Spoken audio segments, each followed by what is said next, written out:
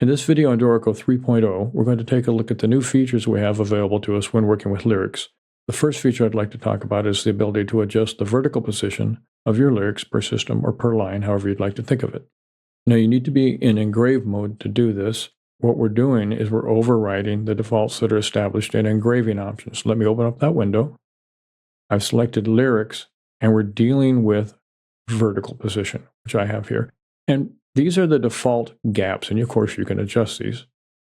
And it's these defaults we can manually override. Let me hit escape, and let's say I don't like the gap here, so I'd like to work with this line of lyrics. I can click on the first word, and I actually get a little handle here. With that, I can move it up and down, thusly, and I'm moving the whole line or system. I can also select a word anywhere in this system, click on it to make it active, and now I can use my up and down arrows with the Alt or Option key. And this is going to allow me to move in small increments. If I want to move in whole spaces, add the Command key to the Alt or Option key, and again, using my up and down arrows, thusly. It's possible to adjust multiple lines in a system or multiple lines in different staves. I'm going to Command click up here, and I can move these together with a key command as an ensemble. And if you've discovered you've had too much fun with this, you need to restore to the defaults. You can go up to Engrave, Lyric Offsets, and you have different levels that you can reset. Layout level, selected frames, or selected systems. I'm just going to do the entire layout here. And they're back to where we were. There's also some nice copy and paste features available now. Let's go to write mode to use those. I've duplicated the melody into the second voice on the second system. Let me copy the lyrics here as well. A couple of different ways I can copy these. I could select both measures. I'm doing that by clicking on the first measure, shift-clicking on the second. I could right-click, go to Filter, Lyrics, and then you would select what you need. Here I'm just going to grab all lyrics, and now I can copy and paste.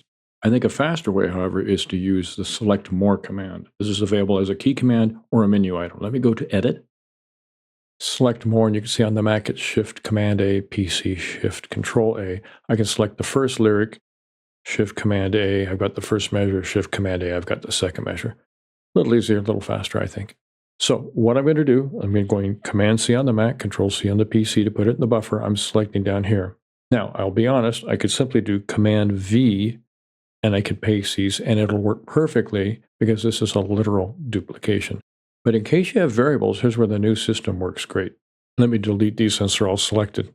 And I'm going to use my lyric popover, Shift-L, and now I can just do Command-V, and it actually takes the lyrics out of the buffer one at a time. And we'll just quickly go through this whole thing here.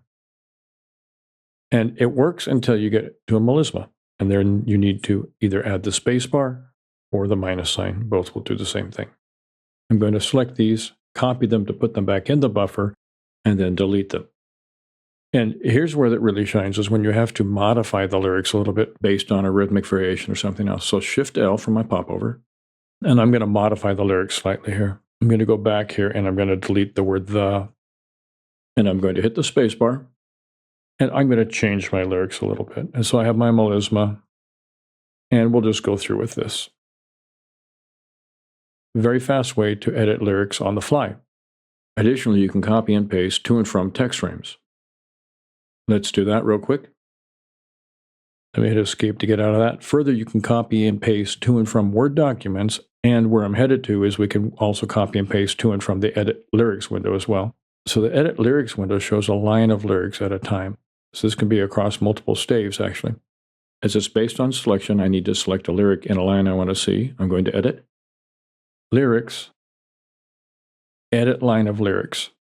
And you can see here's my line here. You'll find this very useful for proofing lyrics for a couple of reasons. One, it puts them all in one space instead of scattered across multiple pages, multiple staves, etc. You can also zoom in on them if you'd like to see them better. If you want to edit lyrics, you have to pay attention that the number of lyrics and the target have the same value. So if you edit anything, it has to end up with the same amount of lyrics that your target is, or you'll get into trouble. So you can correct spellings. You could change, for example, how this hyphenated. So I want the R here, and I want to remove it from here. I can add a period at the end. All of that keeps my current number of lyrics matching my target number. I can click OK when I'm done. And now you see I have Lyric and a period at the end of Dorico. So that's all I'd like to cover in this video. Hope this gives you a tip or trick or two, and we'll catch you on the next one.